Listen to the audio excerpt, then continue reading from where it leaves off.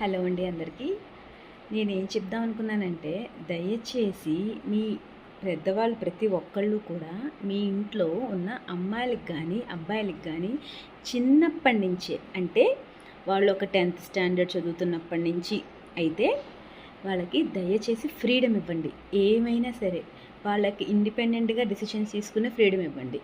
ఒక స్టేజ్ వచ్చేటప్పటికి మనతో ఎవ్వరూ ఉండరు, అన్నీ మనమే సఫర్ అవ్వాలి. ఒక్కొక్కసారి ఏమీ నేర్పించకపోతే ఏమవుతుందో తెలుసా అండి? అసలు ఒక హెల్ప్ అడగలేము ఎవరిని కూడా, ఒక బార్గెయిన్ చేయలేము, అసలు ఏమీ చేయలేమన్నమాట.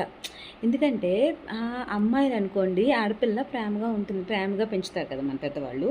అప్పుడు ఏమవుతుందంటే, అయ్యో నేనే అన్నీ పట్టించేసుకోవాలి, నా కూతురు ఇబ్బంది పడకూడదు అని తల్లిదండ్రులు ఆలోచిస్తారు. అది బాగానే ఉంటుంది. అయితే ఏమవుతుంది, అలా అమ్మ నాన్న ఆలోచిస్తేంత వరకు బాగానే ఉంటుంది. తర్వాత వన్స్ హస్బెండ్ దగ్గరికి వెళ్తామా, మంచి హస్బెండ్ వస్తే పర్లేదు. బట్ కొంతమంది ఉంటారు, ఓన్లీ వాళ్ళ పని ఏంటంటే ఓన్లీ డబ్బు ఇచ్చి ఇవ్వడమే, అంతే. డబ్బు ఇవ్వడం తప్ప ఇంక వాళ్ళకి అసలు ఇంట్లో ఏం వండుతున్నారు, ఇంట్లో అసలు ఏం తెలియదు అనమాట. అంటే మొత్తం డెసిషన్స్ అన్నీ ఆ అమ్మాయే తీసుకోవాలి. మీరు ఏ అమ్మాయికి అయితే భద్రంగా పెంచి ఏమీ బయట ప్రపంచం తెలియకుండా పెంచిన అమ్మాయే వేరే ఇంటికి వెళ్ళాక అప్పటి వరకు అమ్మాయి అనే అంటారండోయ్. వన్స్ వేరే ఇంటికి వెళ్ళిపోయాక సడన్గా అమ్మాయి పెద్దదైపోతుంది అనమాట. ఆ మాత్రం పెళ్ళయింది తెలీదా నీకు అని అడుగుతారు. సో ఈవెన్ మన అమ్మ వాళ్ళే అడుగుతారు, పెళ్ళయింది ఆ మాత్రం తెలీదా అని. సో దయచేసి అందరినీ, అమ్మాయిల్ని, ముఖ్యంగా అమ్మాయిలండి, ఇండిపెండెంట్గా బతకనివ్వండి. అంటే అసలు ఏ డెసిషన్స్ అయినా వాళ్ళు ఓన్గా తీసుకునేటట్టు జస్ట్ మీరు అబ్జర్వ్ చేయండి, ఆ డెసిషన్స్ తప్ప రైటా అనేది, అంతే. అంటే ఇప్పుడు చెప్పాను కదా, తల్లిదండ్రులు అంత కేర్గా చూసుకుంటారు, హస్బెండ్ కూడా లక్కీగా కేర్గానే చూసుకున్నాడు వస్తే పర్లే.